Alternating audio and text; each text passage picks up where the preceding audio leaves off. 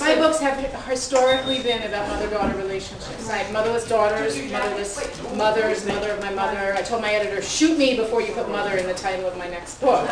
So we called it The Possibility of Everything, which is a better title. But yeah, I think I have been sort of pigeonholed as a writer of women's issues, and then my book, of course, was a parenting story. But it's more than that. My book is a story of marriage. It's a story, really, underneath it, it's a story of a spiritual journey. And I think, well, you know, I work with my students a lot to distinguish between what Vivian Gornick calls the situation and the story. The situation is the plot line. It's what happened episodically.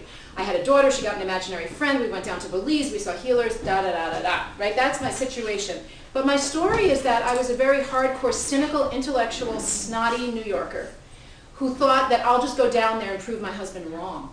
And went down and had this experience that changed my life and opened me up to the idea that maybe, you know, everything can't be proven, but it can exist nonetheless. So that was my story.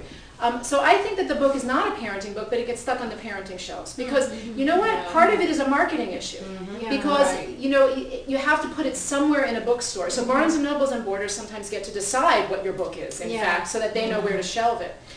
It's tough. And then my first book went under humor, which you might just as well file under don't go into this place in the bookstore. But luckily, my book, the Fired book, it found an audience.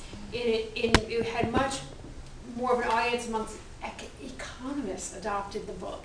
And when I made the documentary, and then suddenly the Labor Department adopted the book, it got out of that category because that's a terrible category to be in. Humor? Humor, yes. Humor books are like, it's sort of like the ghetto, where basically you only can sell humor books if your name is Larry David. So you have to be a household name. So for this book, I campaigned to be in the memoir section. I said, you just cannot, whatever, tell them, child born without an anus. That's funny, but no, don't do that. You know, and you know, just in the marketplace view, you know, it was much better to be in memoir. And still, it's sort of a funny thing because I have to live down this. I've brought people to my writing through my career as an actress, but then I have to also live it down too, because it's not a book about auditioning and having kissed Michael J. Fox in movies several times, although I'm happy to talk about that. Great guy, tiny little hands. Great guy. Hands smaller than you would expect. That's a good title. Michael J. Fox said one of the, I think, wisest and truest things I've ever heard anyone say about writing, interestingly. So I'll bring it up now because it's a good segue. He said that when he was working, I believe it was on Family Ties, he said this on Charlie Rose in an interview when his autobiography came out.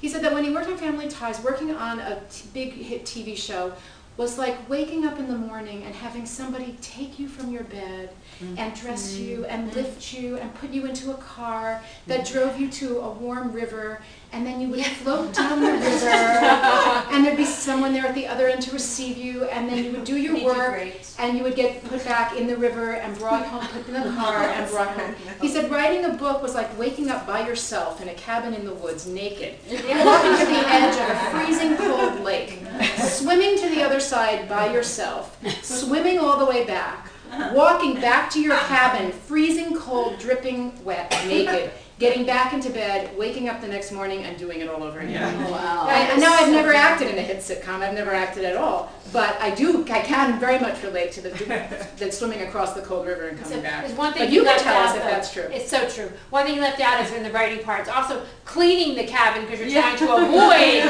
sitting there. You know, when I'm writing, my house is so fucking clean, and my garden looks good because I have to go water and plant. The CDs are alphabetized. And they're and you know a writer is at work when the house is so clean. That's so true. And coming from a background of acting, I mean, I originally, and part of my new book is just about this very unexpected life. In the 80s, when I started to become an actress, I was interested in just doing avant-garde experimental plays off Broadway. I never thought I had to make money because I thought I was going to inherit money. That didn't happen. Like the opposite happened. I inherited debt. So quickly I had the other experience, but I never thought about that. And when you act, it's true, people do things, if you're lucky enough to be in a group, people do things for you. And as a writer, now you do, everything yours. Anyway, yes, so true. Well, you know, a topic that I wanted to bring up just briefly because we have Kat here is that I don't think we can have a panel about books these days without talking about what's happening in the publishing industry and how much is shifting and changing and going digital and turning into and turning into self-marketing and self-promotion for authors to take over what the publishing houses used to do for us, so that authors have to become entrepreneurs. But I see that same thing happened in the music industry. In fact, it happened first, didn't it? Yeah. Everything going digital, you're promoting your own it as in the music community. I think it was thought it was a really positive thing because it gave people a lot more opportunity to people who were not selected by the major companies who had the muscle behind them. So it really turned out to be a good thing because a lot of independent music was able to be heard. And I mean, how did you do your fan-funded CD? How did that happen? I sent out an email to my email list and said I'd like to make a certain type of album, and it requires a budget that's more than what I have, and would you be interested in, you know, either ranging from pre-ordering a CD where you get an advance copy for $20, ranging to like coming into the studio for an hour just to hang out and watch the process, or singing background vocals on one of the release shows, or stuff like that, up to lunch with me and a representative. Okay, I'll take you out to lunch or whatever, and you get credits on you for those of just in my album credits. I have credits here, and these are for different sponsorship levels. So Do you also? That's amazing. Do you tweet? Do you do all that stuff? I do. I feel angsty about it because one of the things about self-promotion is that it's semi-natural for me. So it's not, you know, I'm an outgoing person, I'm an extrovert, so it's okay for me.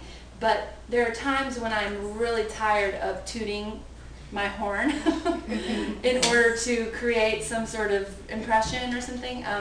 And there are times when I don't want to tell people stuff. Like I would like to keep some sort of private life, which I don't manage in general because I have the no filter and I tell people all my secrets into microphones. But you do that. I mean, do you tweet and that stuff? I tweet not regularly. I have a blog, I have Facebook, I have everything that you're supposed to have, but there's something about it that sometimes feels so egregiously self-promotional that it feels almost the antithesis of the artistic process. I get these levels of just complete exhaustion from that, which is also why I thank you, Vicki, so much.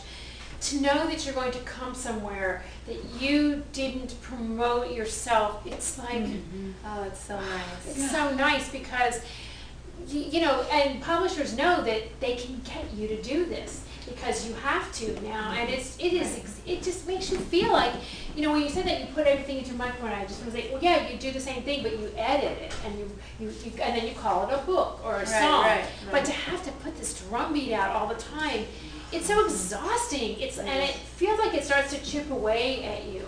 And like I'm right now started a new book.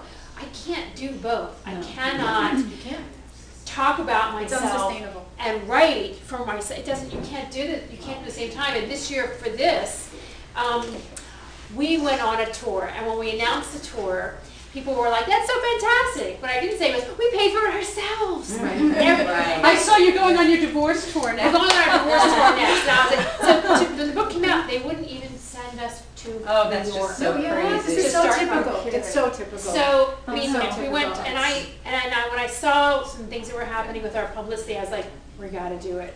So I paid for the publicist. I paid and booked a tour myself. Oh my God. You know, I mean, it was like, but now, I mean, it's like, and by the end, my husband and I wanted to kill each other. But you know, that's the thing about self-promotion is, most of the people here know me from Facebook, and I have to say that it's the most extraordinary tool that saved my life. I mean, I got my agent, my publisher, pretty much everybody that comes here to read, to sit, everything has been done from Facebook. It is exhausting, and it is sort of like pimping myself, and But it's it's not so. all negative. But It's the not good, all the, negative. No, the there are upside of it is, upsides, the yes. upside of it is that I get to hone that, I don't want to call it a funny bone, but I get to hone